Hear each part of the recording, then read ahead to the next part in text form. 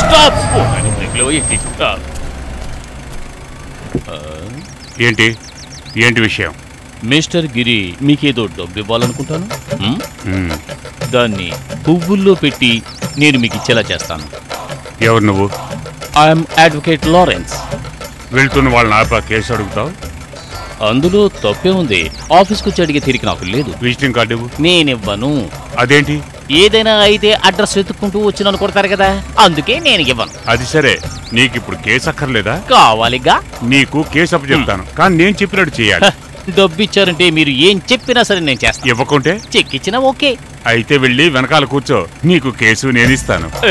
Thank you, మంచి మనిషి. Next trip ఈ కారులో లాయర్ ఉంటాడు, బండిలో లాయర్ ఉన్నాడని ఒక స్టిక్కర్ అంటించు, మన పనులు తేలికవుతాయి. నా జాతకం మారినట్టు.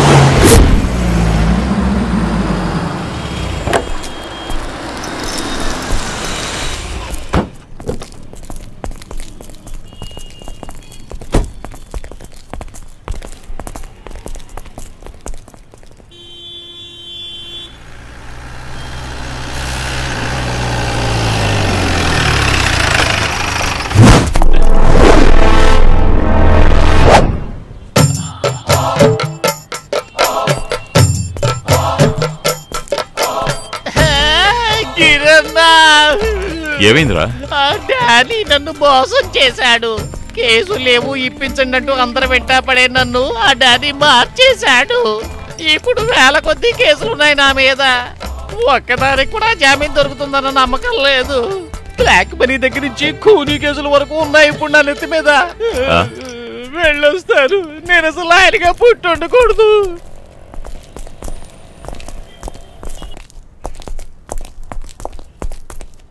మైకేల్కి జామీన్ దొరికింది.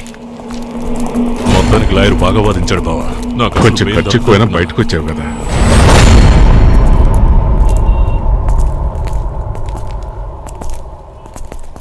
మైకేల్, రేయ్, ఎందుకురా గొడవ? వద్దు. అదేం లేదు, ఈ వారం రోజుల సంగతులు అతనికి చెప్పొస్తాను.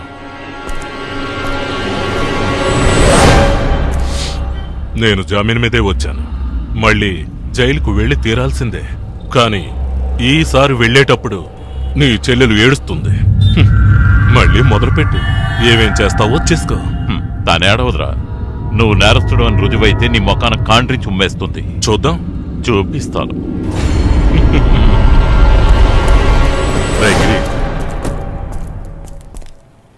గౌరిని వాడికిచ్చి పెళ్లి చేయటం నీకిష్టం లేదు. వాళ్ళ పెళ్లి జరగదు, నేను గ్యారంటీ. కానీ ఆ పిల్ల కోసం మైకేల్ని కేసులో ఇరికించటం నాకంత సమంజసం అనిపించడం లేదు.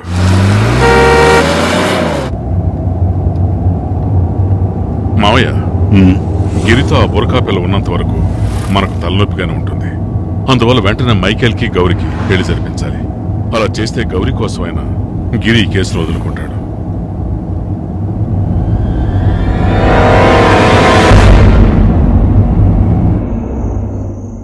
ఇటువంటి పరిస్థితుల్లో నిన్ను బలవంతంగా ఒప్పించడం నాకు ఇష్టం లేదు.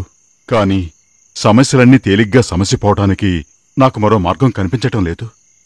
చూడు గౌరీ, ఆర్భాటం లేకుండా చిన్న తంతు జరిపిద్దాం. అంకుల్, కారణం ఏదైతేనే ఒకసారి ఈ పెళ్లి వద్దనే అనుకున్నాం. గిరి మీదున్న కోపంతో ఇప్పుడు ఈ పెళ్లి చేసుకోవడం నాకిష్టం లేదు. విన్నారుగా, ఈ అన్నాచెల్లెళ్ళిద్దరికీ వాళ్ళ పట్టుదలే ముఖ్యం. ఇందువల్ల నష్టపోయేది మనం మాత్రమే. ప్లీజ్ అంకుల్, నా మీద కోపం తెచ్చుకోకండి. కుదరదని అంత ఖచ్చితంగా చెప్పాక కోపం రాకుండా ఎలా ఉంటుంది? ఓకే, ఇక ఈ విషయం నీకెప్పుడు రీఓపెన్ చేయాలనిపిస్తుందో అప్పటి వరకు నేను బతుకుంటే నాకొచ్చి చెప్పు. రారా, వెళదాం.